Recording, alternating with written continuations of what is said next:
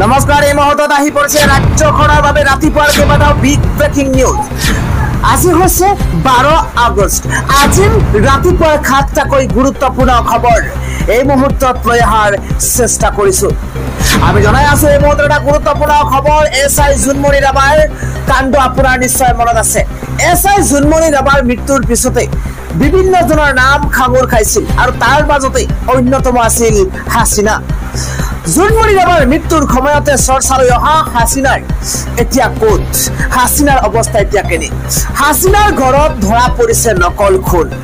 আৰক্ষীৰ হাতত আৰু আন বিস্ফোৰক তথ্য এতিয়া ধৰা পৰিছে। আমি জনাই আছো এটা বিশেষ খবৰ, কিয়নো নৰ তথ্য পোহৰলৈ আহিছে। জোনমণি ৰাভাৰ মৃত্যুৰ সময়ত চৰ্চালৈ অহা হাসিনা বেগমৰ নৰ তথ্য এতিয়া পোহৰলৈ আহিছে। জোনমণি ৰাভাৰ মৃত্যুৰ সময়ত চৰ্চালৈ অহা হাসিনা। এছআই জোনমণি ৰাভাৰ মৃত্যুৰ সময়তে চৰ্চালৈ অহা হাসিনাৰ ঘৰত আৰক্ষীয়ে ধৰিছে নকল খুন। হাসিনাক লগত লৈ আৰক্ষীয়ে বিভিন্ন ঠাইত চলাইছে মাৰাথন অভিযান। আৰক্ষীয়ে হাসিনাৰ ঘৰৰ পৰা উদ্ধাৰ কৰিছে বহু পৰিমাণৰ নকল খুন। এটা বিশেষ খবৰ জনোৱাৰ চেষ্টা কৰিছো। আৰক্ষীয়ে হাসিনাৰ ঘৰৰ পৰা উদ্ধাৰ কৰিছে বহু পৰিমাণৰ নকল খুন। হাসিনাৰ ভাতৃৰ শুৱনি কোঠাত লুকাই থোৱা নকল খুনখিনি জব্দ কৰিছে ইতিমধ্যে আৰক্ষীয়ে। নকল খুনৰ লগতে আৰক্ষীয়ে জব্দ কৰিছে নগদ ধনু। কেৱল সিমানেই নহয়, নকল খুনৰ লগতে নগদ ধনু জব্দ কৰিছে ইতিমধ্যে আৰক্ষীয়ে। বিহপুৰীয়াৰ হাসিনা বেগমক গ্ৰেপ্তাৰৰ পিছত এতিয়া পোহৰলৈ আহিছে আন নতুন নতুন তথ্য। বিস্ফোৰক তথ্য লাভ কৰি বিহপুৰীয়া নাওবৈচা লালুকত আৰক্ষীয়ে মাৰাথন অভিযান অব্যাহত ৰাখিছে। আৰক্ষীৰ অভিযানৰ উমান পাই পলাইছে ইতিমধ্যে হাসিনা বেগমৰ ভাতৃ। সম্প্ৰতি 3 দিনৰ বাবে লখিমপুৰ আৰক্ষীৰ জিম্মাত আছে হাসিনা বেগম। পৰৱৰ্তী খবৰ, বিশিষ্ট কবি সমালোচক ৰবীন্দ্ৰ বৰাৰ ইতিমধ্যে মৃত্যু হৈছে। গুৱাহাটীৰ এখন চিকিৎসালয়ত চিকিৎসাধীন অৱস্থাত মৃত্যু হৈছে ৰবীন্দ্ৰ বৰাৰ। জনসংযোগ প্ৰাক্তন বিষয়া বৰা কিছুদিন ধৰি অসুস্থ হৈ আছিল বুলি জানিব পৰা গৈছে। ৰাতিপুৱাৰ পৰৱৰ্তী খবৰ, 5 সমষ্টিৰ উপ নিৰ্বাচনৰ পূৰ্বে কোনো ৰদবদল নহয় অসম মন্ত্ৰীসভাত। অহা 15 আগষ্টৰ পূৰ্বে ৰদবদল হোৱাৰ কথা আছিল মন্ত্ৰীসভাৰ। মুখ্যমন্ত্ৰীয়ে নিজেই ঘোষণা কৰিছিল যে 15 আগষ্টৰ দিনটোৰ কথা। শেহতীয়াকৈ সিদ্ধান্ত সলনি কৰিছে মুখ্যমন্ত্ৰী হিমন্ত বিশ্ব শৰ্মাই। উপ নিৰ্বাচনৰ পূৰ্বে মন্ত্ৰীসভাত কোনো ৰদবদল নকৰে মুখ্যমন্ত্ৰীয়ে। মন্ত্ৰী বিধায়কসকলক দিয়া হৈছে উপ নিৰ্বাচনৰ সৰ্বস্ব উজাৰি দিবলৈ নিৰ্দেশ। ছেপ্টেম্বৰ মাহতেই মন্ত্ৰীসভাত গুৰুত্বপূৰ্ণ ৰদবদলৰ সম্ভাৱনা আছে। আজিৰ ৰাতিপুৱাৰ পৰৱৰ্তী খবৰ, বাংলাদেশত হিন্দুৰ ওপৰত অত্যাচাৰ আজিও অব্যাহত আছে। উত্তাল হৈ পৰিছে প্ৰতিবাদ।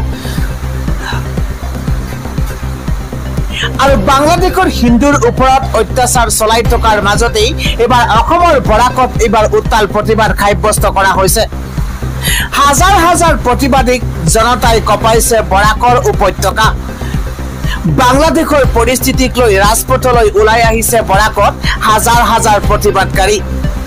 হাজাৰ হাজাৰ প্ৰতিবাদকাৰীৰ প্ৰতিবাদত স্তব্ধ হৈ পৰিছে বৰাকৰ এখন চহৰ। প্ৰতিবাদস্থলীত প্ৰতিবাদকাৰী আৰু আৰক্ষীৰ মাজত হতাহতি দেখিবলৈ পোৱা গৈছে। প্ৰতিবাদকাৰীৰ সদম্ভ ঘোষণা, বাংলাদেশত হিন্দুৰ ওপৰত অত্যাচাৰ নিৰ্যাতন নচলিব।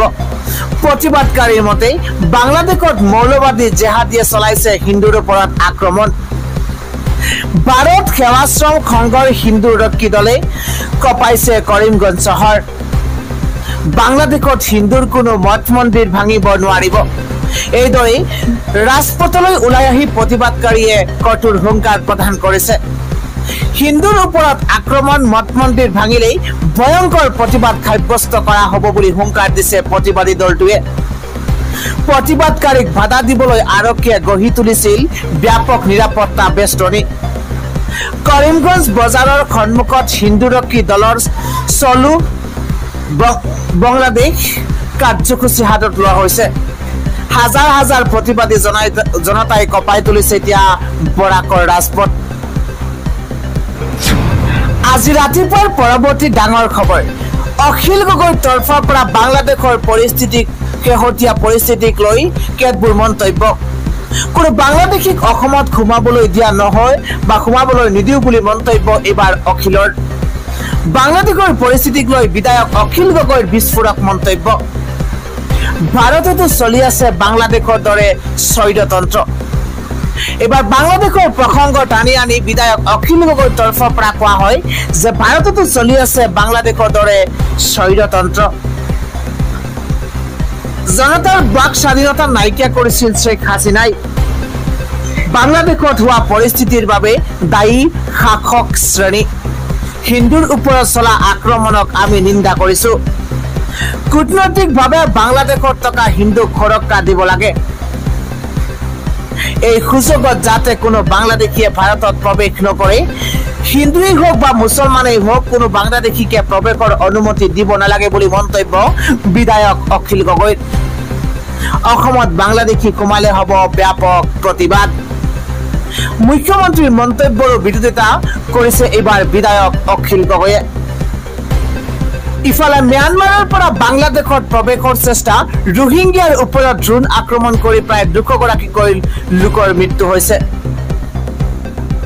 সমগ্ৰ বিশ্বতে যেন হিংসা আৰু যুদ্ধৰ সময় চলিছে ইফালে ৰাছিয়া ইউক্ৰেইন ইজৰাইল ইৰাণ যুদ্ধৰ সমান্তৰালকৈ বাংলাদেশতো হিংসাত্মক পৰিস্থিতি বিয়পি পৰিছে এতিয়া ম্যানমাৰতো ৰোহিংগিয়া মুছলমানক আক্ৰমণ কৰা হৈছে য'ত বহু লোকে প্ৰাণ হেৰুৱাইছে শনিবাৰে দেশৰ পৰা বাংলাদেশলৈ পলায়ন কৰা এদল ৰোহিংগিয়া মুছলমানৰ নাৱত ড্ৰোন আক্ৰমণ সংঘটিত হৈছে আৰু এই ঘটনাত প্ৰায় 200 জন লোকে প্ৰাণ হেৰুৱাইছে বুলি জানিব পৰা গৈছে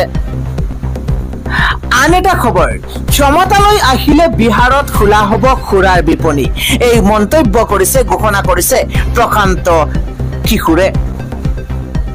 প্ৰশান্ত কিশোৰে আৰম্ভ কৰিছে নতুন ৰাজনৈতিক দল নিজাকৈ খুলিছে জনতা খুৰজ নামৰ এটা দল প্ৰশান্ত কিশোৰৰ দলৰ প্ৰথম পৰীক্ষা হ'ব বিহাৰ বিধানসভা নিৰ্বাচনী ক্ষেত্ৰখনত প্ৰৱেশ কৰাৰ আগতে ডাঙৰ প্ৰতিশ্ৰুতি প্ৰশান্ত কিশোৰ ক্ষমতালৈ আহিলে ড্ৰাই ষ্টেজ বিহাৰত খুৰাৰ নিষেধাজ্ঞা উঠাই লোৱাৰ প্ৰতিশ্ৰুতি দিছে